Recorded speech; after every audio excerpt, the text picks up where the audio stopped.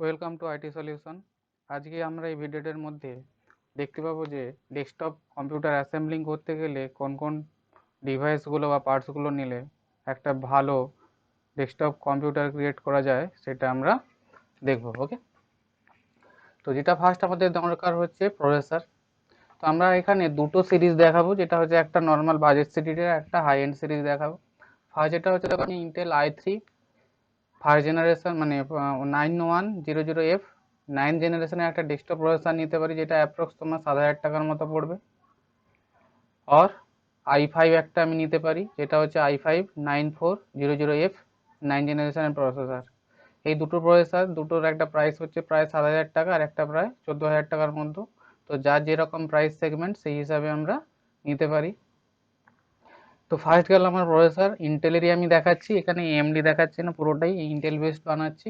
Next কোনো ভিডিওতে আমরা এএমডি বেসড একটা কোটেশন বানিয়ে দেখাবো। ফার্স্ট যেটা আমরা নিলাম কি ইন্টেল i3 9 জেনারেশন, আর একটা হচ্ছে কি ইন্টেল i5 9 জেনারেশন। দুটোর দাম 7,000, একটা প্রায় 14,000 টাকার মতো। নেক্সট আমরা মাদারবোর্ড যেটা একটা নিচ্ছি আমি i3-র জন্য, যদি নিতে চাও H310 এই চিপসেটের নিতে পারি, যেখানে HDMI পোর্ট ডিফল্ট থাকবে। সেটা জিগাবাইটের নিতে পারো বা MSI নিতে পারো, যার যেটা প্রেফারেবল সেটা নিতে পারো। এটা অ্যাপ্রক্স 4,500 থেকে 5,000 টাকার মতো নিয়ে নেবে অফলাইনে। আর যদি আমি হাই এন্ডের জন্য নিতে যাই, তো আমরা এখানে H310 প্রেফার করছি, কারণ এটা 9 জেনারেশন প্রসেসরকে সাপোর্ট করে এবং DDR4 র্যাম সাপোর্ট করে। SATA 3.0 স্পিড পাওয়া যাবে, USB 3.0 থাকবে এখানে। তো তাই জন্য মিনিমাম আমরা এখন যে মাদারবোর্ডগুলো নেব সেটা হচ্ছে H310 সিরিজেরই নেব বা চিপসেটের নেব, এর নিচে নেব না। নেক্সট যদি আমি গেমিংয়ের জন্য করি, তাহলে i5 এর জন্য যেটা আমরা মাদারবোর্ডটা নিতে পারি সেটা হচ্ছে B365 বা Z390 সিরিজ আমরা নিতে পারি। সেটা জিগাবাইট হতে পারে, MSI হতে পারে, যার যেটা প্রসেসর যেটা বেটার মনে হবে সে সেটাকে প্রেফার করতে পারো। কিন্তু যেটা মেন হচ্ছে আমাদের চিপসেট, সেটা হচ্ছে B365 বা Z390 নিতে পারি আমরা। এটা অ্যাপ্রক্স 6,000 টাকা, 5,500-6,000 টাকার মতো পড়ে যাবে। আর আরেকটা যেটা হচ্ছে 4,500 থেকে 5,000 টাকার মধ্যে H310টা চলে আসবে। তাহলে হয়ে গেল আমাদের প্রসেসর, মাদারবোর্ড। নেক্সট আমাদের যেটা লাগবে কি র্যাম। র্যাম আমরা সবসময় কোর্সিয়ারের নেব, কারণ এখানে হিটসিং লাগানো থাকে, আমাদের পারফরমেন্স সবসময় বেটার থাকে অন্যদের থেকে, অন্যান্য লোকাল র্যামের থেকে। যারা লোকাল র্যাম লাগাতে চাও বা সেটা তোমরা নর্মালি কিংস্টোন, তারপরে হাইনিক্স, জিওন এই ধরনেরও লাগাতে পারো, তাহলে প্রাইসটা অনেকটাই কম হয়ে যাবে। সেটা তোমরা নর্মালি ওই i3-র জন্য, এই i3 প্রসেসর মানে মেশিনটার জন্য ওইটাকে প্রেফার করতে পারো। কিন্তু যেটা i5 সেখানে ক্রোসিয়ারের 8 GB DDR4 স্পিডের বা DDR4-এর যে র্যামটা সেটা নিলে বেটার পারফরমেন্স পাওয়া যাবে। আর যদি নর্মাল i3-র জন্য হোম পারপাসে ইউজ করো, তাহলে তোমরা একটা normal DDR4 Hynix, Jeon, Starline এইসব নিতে পারো, 2,500 টাকার মধ্যে চলে আসবে। নেক্সট আমাদের কি hard disk, sorry graphics card. তারপর আমরা হার্ড ডিস্কে আসছি। এবার 9 জেনারেশনের প্রসেসর যেহেতু আমরা নিচ্ছি, এখানে গ্রাফিক্স কার্ড মাস্ট, কারণ ইন্টেলের 9 জেনারেশনের প্রসেসর থেকে আমরা যদি না গ্রাফিক্স কার্ড লাগাই, তাহলে কিন্তু কোনো আউটপুট বা ডিসপ্লে পাবো না। তাই জন্য আমাদের এখানে গ্রাফিক্স কার্ড মাস্ট লাগাতে হয়, তাই জন্য প্রাইসটাও কম থাকে। আর যদি তুমি 7 জেনারেশনের প্রসেসর নাও, দেখবে 10,000 টাকার উপরে চলে যাবে, কারণ সেখানে গ্রাফিক্সটা ইনবিল থাকে। তাই জন্য এখানে আমরা যেহেতু 9 জেনারেশনের প্রসেসর নিচ্ছি, আমাদের গ্রাফিক্স কার্ড লাগাতেই হবে। তো দুটো গ্রাফিক্স কার্ড হচ্ছে, একটা যদি বাজেট সেগমেন্টে যেটা হচ্ছে DDR5 2GB GT710, সেটা তুমি আসুসের নিতে পারো, MSI নিতে পারো, জিগাবাইটের নিতে পারো। সেটা হচ্ছে মডেল হচ্ছে 710 2GB DDR5 র্যাম, এটা আমরা নেব। আর একটা যদি আমি হাই এন্ডের জন্য পারি, GTX নেব। হাই এন্ডের জন্য কোনটা নেব? GTX 550 Ti। এটা তোমার একটু 12,000 টাকা এখানে দাম দেখাচ্ছে, কিন্তু অনলাইনে নিলে 9,500 টাকা, সরি অফলাইনে নিলে 10,500 টাকা, 10,000 টাকার মধ্যে চলে আসবে। এটা হচ্ছে 4GB আছে DDR5 স্পিডের আমরা র্যামটা, গ্রাফিক্স কার্ডের যে র্যামটা হচ্ছে DDR5 এবং 4GB ডেডিকেটেড গ্রাফিক্স কার্ড থাকবে। তো যারা গেমিং করবে বা হাই এন্ড গ্রাফিক্সের কোনো কাজ করবে বা ভিডিও এডিটিং কাজ করবে, তাদের জন্য এই গ্রাফিক্স কার্ডটা বেটার। আর যারা নর্মাল হোম পারপাসের ইউজ, তাদের জন্য নর্মাল এই GT710টা নিলেই হয়ে যাবে। আর এর থেকেও যদি কম দামে নিতে চাও তাহলে 3000 টাকার ভেতরে হয়ে যাবে, GT 710, DDR5 নেওয়ার দরকার নেই, DDR3 র্যাম গ্রাফিক্স কার্ড নিলে তাহলে এটা আরও একটু কম 2800-2700 টাকায় চলে আসবে। নেক্সট আমাদের যাবো কি একটা এসএসডি আমাদের লাগাতেই হবে, কারণ কি যেহেতু আমাদের এখনকার উইন্ডোজ 10 অপারেটিং সিস্টেম চলবে, সেই উইন্ডোজ 10 অপারেটিং সিস্টেমের মাথায় রেখে যদি নর্মাল আমরা একটা হার্ড ডিস্ক লাগাই তাহলে কিন্তু অপারেটিং সিস্টেমটা স্লো হবে বা অ্যাপ্লিকেশানগুলো স্লো কাজ করে। তাই জন্য আমাদের এখন সলিড স্টেট ড্রাইভ বা এসএসডি হার্ড ডিস্ক মাস্ট হয়ে গেছে, যেখানে আমরা এসএসডি যদি লাগাই আমাদের অপারেটিং সিস্টেম থেকে শুরু করে আমাদের নর্মাল যে application, file opening time, access time সেগুলো খুব কুইকলি এবং ফাস্ট কাজ করে। অ্যাকচুয়ালি দেখতে গেলে time faster than normal hard disk. তাই জন্য কী করবো, আমরা একটা minimum 120 GB SSD hard disk লাগিয়ে নেব, যেখানে আমরা কী করবো অপারেটিং সিস্টেমটা ইনস্টল করে নেবো। বাকি তারপরে আমরা একটা 1 টিবি বলো 2 টিবি বলো একটা হার্ড ডিস্ক আমরা অ্যাটাচ করে নেবো সেখানে ডেটা স্টোরেজ করার জন্য। তো এসএসডি আমরা অনেক কোম্পানির পেতে পারি, যদি একদম লো বাজেটের নাও 120 জিবি, সেটা হচ্ছে মানে এই কোম্পানি নিতে পারি, কোর্সিয়াল কোম্পানি। না হলে এর থেকে একটু ভালো নিতে পারো কিংস্টন, এর থেকেও ভালো নিতে পারো ডাব্লুডি। তো যার যেটা প্রেফারেবল প্রায় 2500 টাকার মতো আসবে।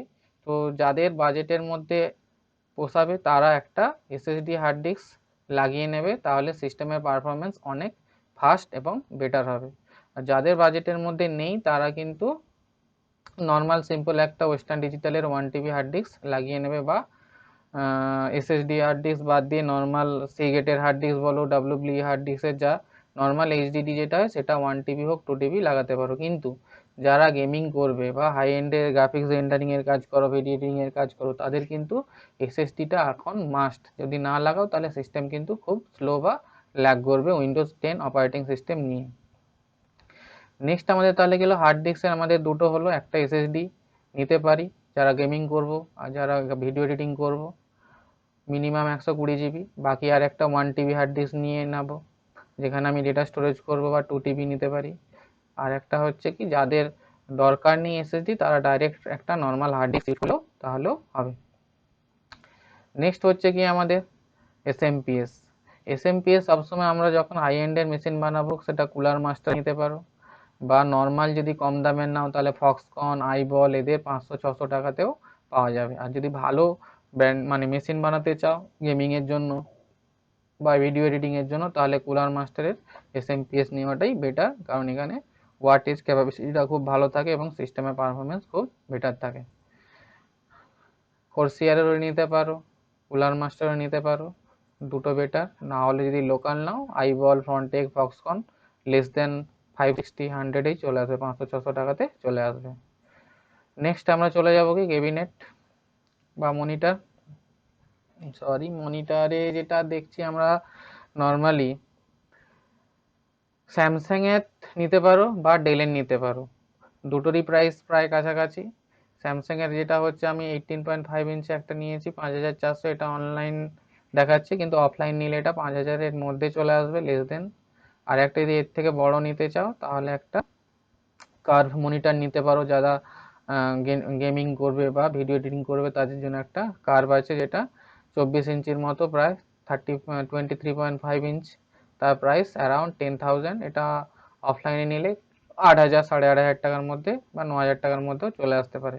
তো এখানে অনলাইনে নিলেও যখন এসবিআই কার্ডে 10% ডিসকাউন্ট আছে তার মানে তোমার 1,000 টাকা এমনিতেই ডিসকাউন্টে পেয়ে যাবে। তাহলে মনিটর যেটা হলো কি নর্মাল যারা ইউজ করবে তাদের জন্য এমনি সিম্পল 5,000-5,500 টাকা স্যামসাংয়ের 18.5 ইঞ্চি আমি মনিটর নিতে পারি, ডেলেরও নিতে পারি। আর যদি একদম বাজেট কম থাকে তাহলে এসআর, এওসি এদেরও নিতে পারো, 4,000 টাকার মধ্যে চলে আসবে। আর যারা ভালো এন্ডের হাই এন্ডের মেশিন বানাবে তাদের জন্য এই স্যামসাংয়ের কার্ভ মনিটরটা নিতে পারো। নেক্সট আমাদের যেটা হচ্ছে ক্যাবিনেট সবাই জানো, যদি নর্মাল মেশিন বানাও ফ্রন্টেক, ফক্সকন, আইবল 500-600 টাকার মধ্যে চলে আসবে। আর যদি খুব কুলিং সিস্টেম বানাতে চাও বা খুব ভালো গেমিংয়ের জন্য বানাও তাহলে এই ধরনের গেমিং ক্যাবিনেট নিতে পারো। আর একটা তোমার কোর্সিয়ারের হয়, কুলার মাস্টারের হয়। দেখো এখানে তোমার কুলিং সিস্টেম লাগাতে পারো, তোমার লিকুইড কুলিং, যেখানে আমার সিস্টেমটা খুব বেটার পারফরমেন্স করবে, প্লাস কালারিং থাকবে, গ্লাস ব্যাক প্যানেল থাকবে, যেটা আমাদের দেখতে এবং লুকটা খুব ভালো হবে। তো ডিপেন্ড করছে তোমার বাজেটের উপরে। যদি নর্মাল সিম্পল নাও, আইবল, ফন্টেক, ফক্সকন, জেব্রনিক্স 1000 টাকার মধ্যে চলে আসবে এসএমপিএস প্লাস ক্যাবিনেট। যদি বাজেট বেশি থাকলে তাহলে তোমরা এই ধরনের হাই এন্ডের ক্যাবিনেটগুলো নিতে পারো। নেক্সট হচ্ছে আমাদের মাউস কিবোর্ড। ডেলের এটা নিয়ে কিছু নেই, যে ডেলে নিতে পারো, ফন্টেকের নিতে পারো, এইচপির নিতে পারো।